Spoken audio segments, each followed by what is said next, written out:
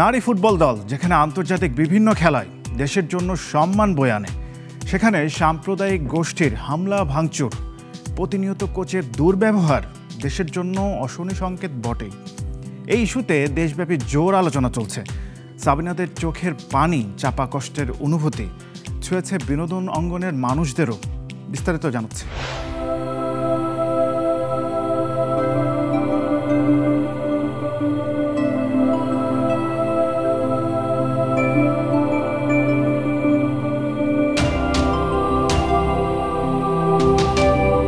সম্প্রতি দিনাজপুর ও জয়পুরহাটে নারী ফুটবল দলের খেলা আয়োজনকে কেন্দ্র করে সহিংসতার ঘটনা ঘটে।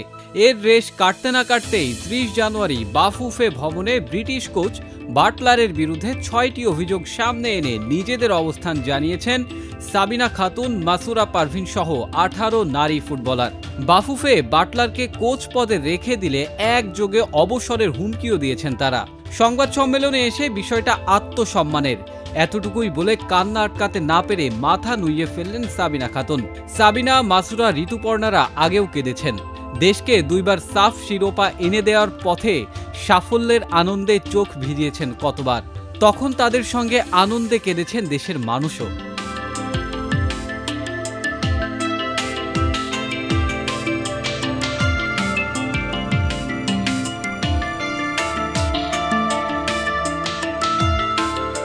এবারের কান্নার ইস্যুটা ভিন্ন, অনুভূতিটা ছুঁয়েছে বিনোদনের মানুষদের। অভিনেত্রী মেহের আফরোজ শাওন ফেসবুকে লিখেছেন, নারী আবার ফুটবলার কিসের? নারী অন্দরমহলের জীব, বাচ্চা পয়দা করবে, পালবে, রানবে, খাওয়াবে, স্বামীর মনোরঞ্জন করবে। এসব ন্যাকা কান্না দেখে তাদের আর মাথায় তুলব না। সঙ্গীত শিল্পী সিথি সাহা নিউজের ভিডিও শেয়ার করে লিখেছেন, হাই রে, সাথে যুক্ত করেছেন দুঃখ প্রকাশের ইমোজি।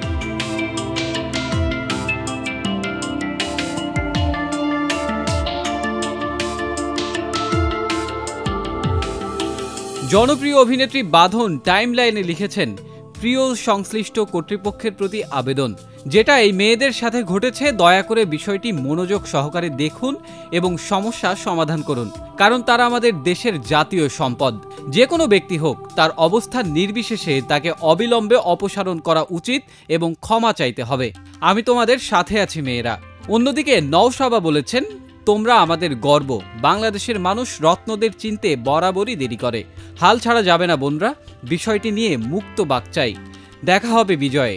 এই ইস্যুতে আলোচিত ইউটিউবার সালমান মুক্তাদিরও ক্ষোভ ঝেড়েছেন, সাথে কিছু গোমর ফাঁস করেছেন। তিনি বলেন, এখানে তো কিছুই বলেনি।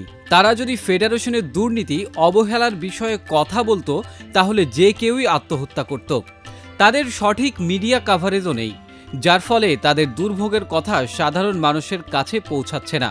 আরও খারাপ, তারা সামাজিক বাধা, তীব্র মন্তব্য, মানসিক অত্যাচার, আক্রমণ এবং আরও খারাপ, তারা সামাজিক বাধা, তীব্র মন্তব্য, মানসিক অত্যাচার, আক্রমণ এবং সহায়তার অভাবে একা একা খেলার জন্য বাধ্য হচ্ছে।